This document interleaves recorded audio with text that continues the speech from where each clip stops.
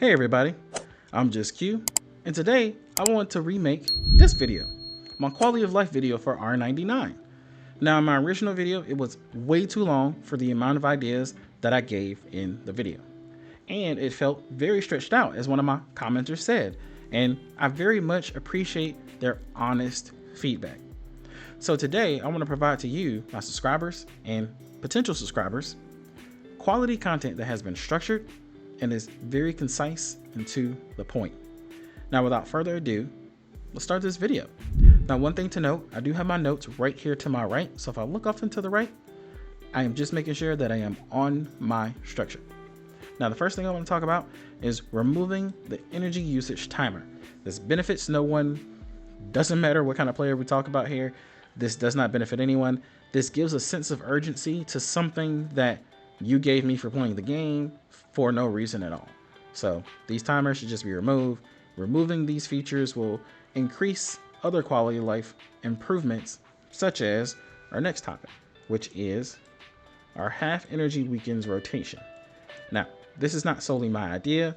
I used to play 7 Deadly Sins Grand Cross, and on their weekends, they would have half energy for certain resources, and it would go through a whole entire rotation. So for R99, I would like to follow this rotation. So resources, and then going into insight, and then story stages, and then all. So which will be resource, insight, and story stages all at the same time. So following this, along with removing the timer of the candy, would very much benefit everyone, from free to play, budget to play, everyone who puts money into the game entirely would be great, because now I can save up my candy and then use it when I want to. That benefits me, the player. So I just think that this is definitely a great idea, especially when it comes to removing this timer and implementing something where now I can farm a bit more as well. I get a little bit more stretch to my energy resource. Now, next topic is we want to talk about increasing our energy limit and decreasing our regeneration timer, our energy regeneration timer. So let's go ahead and hop onto a spreadsheet that I actually made for this. Now, my current level, 65, my max energy at level 65 is 197. I'm doing pretty good. Now, to regenerate all of that energy at 0 energy, 19 hours and 40 minutes. That is just excessive. I find that to be excessive. That's crazy, because I can work all day. I can do some tasks. I can do everything. It's going to take even more than just me focusing on work, or if you're in school for 6-7 hours, that's crazy. You'll still have the 8-9 hours or 6-7 hours of energy regeneration, but obviously we want our energy to be full so we can do more things. So I find that is a very long timer, like extremely long. Now, when it comes to people who are free to play, it might even be a little bit more of a, let's just say, stressful topic to talk about, because the reason why I think our energy level should be increased is because I don't think it doesn't feel rewarding. To me, it doesn't feel rewarding, and I don't think players are feeling rewarded when, say, we level from 65 to 66.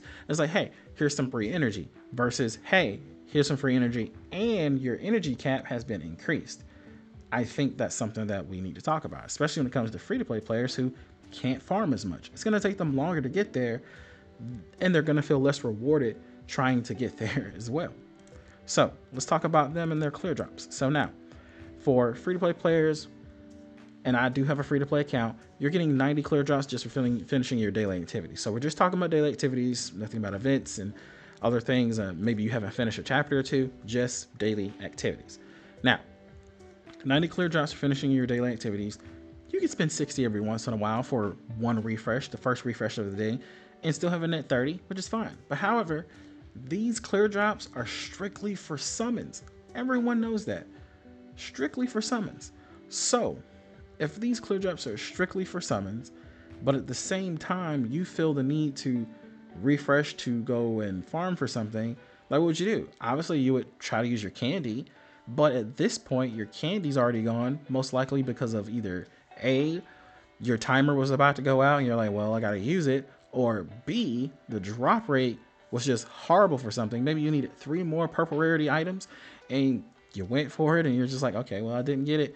Now you use your candy to go and farm the other two. So you're out of options, but you still don't want to use your summon material or summon clear drops to refresh.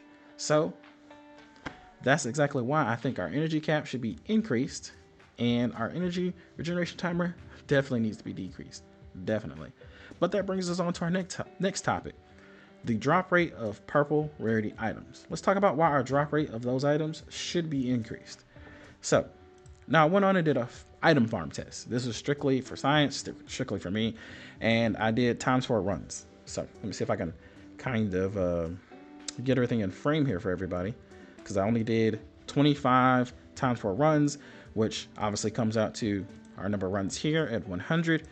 And I farmed for bifurcated skeletons because that's something I needed for a character to incite them. So as you can see here, I marked with this peach color the multi run. So when I got a multi drop, so as you can see, it's, not far and few in between, but it's not exactly, the most frequent thing that happens. So 2 here, 3 here, which is very surprising, 2 here and 2 here. So that's 4 times. So total number of multi-bifurcated skeleton runs, 4. And that's on a ×4 run. So it's not, it doesn't feel rewarding. So moving on to the statistics of it all, and the reason why I think we should definitely have our drop rates increase for these items, 2 things. So first, our energy cost. Now, energy cost for farming something that's of purple rarity could be anywhere between 64, 72 for a ×4 run. So just to give you that full, kind of cost, as you can see, 1600 here for this one. But if you were to do right here, bold that, 1800 for 72. And the thing is without proper science, but I've spent 1600 today to farm for this. Without proper science, I'm not sure if at the 72 cost, there's a higher drop rate because of the higher cost. I'm not sure. That's something that I'm definitely planning on doing later, just for the science of it all, because someone has to try it. Someone has to do it. And, obviously I'm still going to have to do the 64, maybe even a couple more times just to see what happens, but that's 1600 and 1800 energy, respectively. And that's just, again, 25 runs. I just wanted to level out to 100, but this does not feel good. You do a ×4 and you get 1, 1, 1, 1.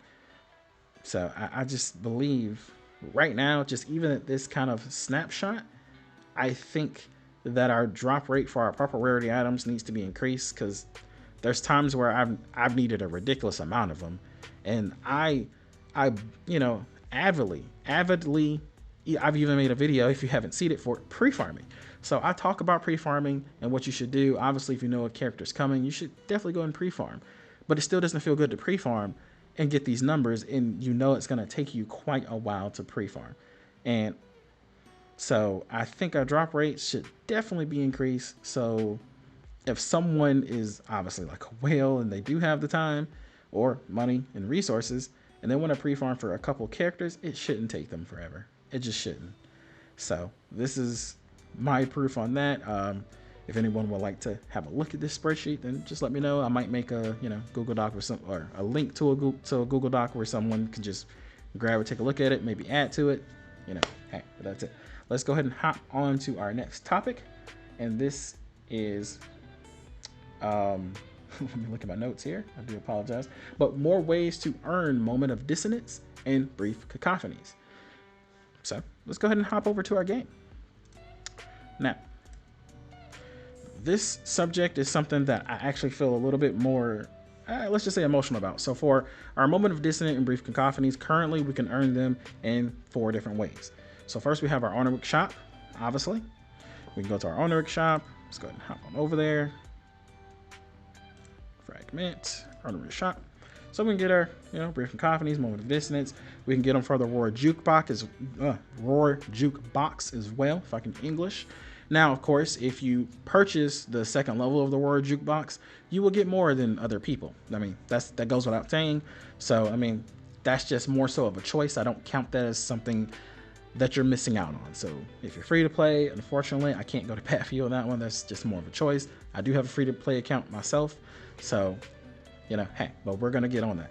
Now, 3rd way, you can also craft your brief cacophonies right here, obviously, by using your extra moment of dissonance, if you have any, So, I mean, that's totally and completely up to you. I don't know why I went to her because I do not have anything for her. Let's go to my Charlie here. So if you go to your wilderness and then go over to your resonance materials, if you have any extras, you can craft your brief cacophony. Obviously, there's no option for moment of dissonance because it is the base item. So that's it. And then for the last way is strictly paid way. Obviously, going into the shop, there's packs that you can buy where you can get your moment of dissonance or brief cacophony. So say like right here, you can get, you know, moment of dissonance, and there's other packs where you can get brief cacophony as well. So those are 4 current items.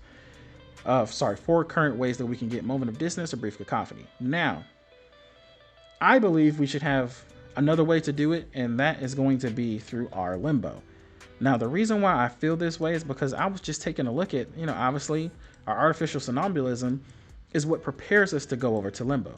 Now, if we look at one of the later stages, I mean, even if we kind of look at both of the stages, so 7 and 8, as you can see, we get moment of dissonance. Very useful, right? And then, of course, moving on towards 8, that's when we start to get our brief cacophony. Now, I know this is all to prepare the player and help boost the account and get them ready for something later. Now, I would say right now maybe isn't the right time for them to implement this idea. However, I think it's okay later, once everyone, you know, or the general global server is at a certain point. Same for the CN server as well.